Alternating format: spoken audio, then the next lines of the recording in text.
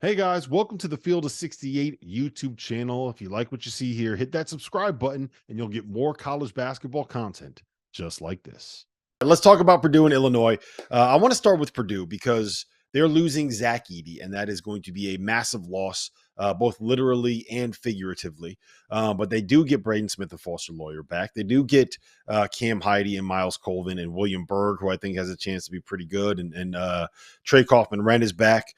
They have a good freshman class coming in. They have 14 players for 13 spots right now, Jeff. They've lost Mason Gillis. They lost Ethan Morton. I don't know if those are necessarily things that Matt Painter is going to cry himself to sleep over, but where do you stand on Purdue as we look into next season? I don't think that they're going to be the same level they were these last 2 years, but I would not be shocked if we looked up in February. Robert, you're really going out on a limb there when they lose the two-time National Player of the Year, and you're saying they're not going to be at the level they were at the last 2 years? Boy, well, my question is, how big of a step down? There it is. How big of a step down are we taking, though? Because I do think that they are going to be competing for a Big Ten title again next season. I don't think that that's crazy. I hope you go out on that limb and the limb breaks. I hope you go right on the limb and the limb just completely snaps and you fall. And there's a better chance. It would have been a better chance that the limb broke about probably 3 weeks ago. I'm down like 6 pounds, good man. I'm feeling pretty good. I'm healthy. I'm working out again. Yeah, it's great. I got to get this beach body back. Man. Hey, we still have the video of you trying to catch that football. You did not move very well 3 weeks ago. So I hope you're moving better. I hope you are. Yeah, I'm not diving on the pavement to go catch one of the terrible throws from Tristan Freeman. What are we doing? All right. Here? Anyway, Purdue. Those are what we call duck farts, Goodman. The one that kind of go like this as they come at you, the fluttering ones. I wasn't trying to catch any duck farts. Nobody wants to hear about your lack of athleticism. Anyway, Cam Heide, I think, is going to take a step forward. I think we're going to see they're just going to be balanced. This Purdue team is going to be completely different than the one we've seen the last 2 years, especially this past year when they're just tossing the ball in to the big boy every single time. And now you're going to see, to me, again, more balance.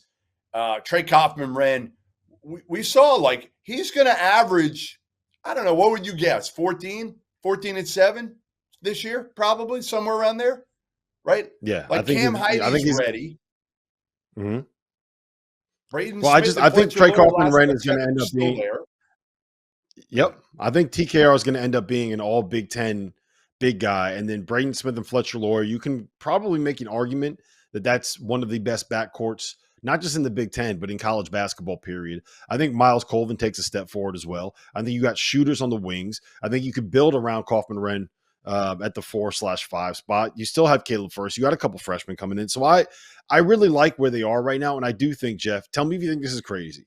I think that when we get to March, we're going to be having a real conversation about whether or not Braden Smith is the best point guard in college basketball. Well, here's what I'd say to that is I want to see him without Zach Edey to be able to say that, right? Like you have Zach Edey there. It takes some pressure off you. I love Braden Smith. I want to see if he can be a dude and be the number one option on a team at his size. I love him. I just think, again, the offense is going to be completely different. This is going to be more of a team of back when Hummel played with Etuan Moore and Juwan Johnson, and maybe not even at that level talent-wise, because I hate to admit it, but Rob was pretty good when he was healthy, and Etuan Moore played in the league for a long time, and Juwan Johnson played overseas for a long time. I just think this team's going to be deep. They're going to be balanced. They're going to have a lot of weapons. They're going to be able to shoot it. They're going to be more athletic in a lot of ways. They're just not going to have that big boy, which is going to hurt them in a lot of ways. But again, they won't be nearly as reliant as they were to go to the well and trade 2s for 3s, which is generally not the way to win at the highest level consistently right now, or at least in the NCAA tournament consistently. All right, hold on 1 second, Goodman, because I just have to write this down in my notes app real quick. April 25th, 7:22 p.m. Eastern time. Jeff Goodman said something nice about Robbie Hummel. Okay, good. Wanted to make sure that I had that time and date saved. Thank you for watching the Field of 68. If you've enjoyed what you've seen here, hit that like button, share this link with your friends, or check out the description for some other places that you can consume Field of 68 content.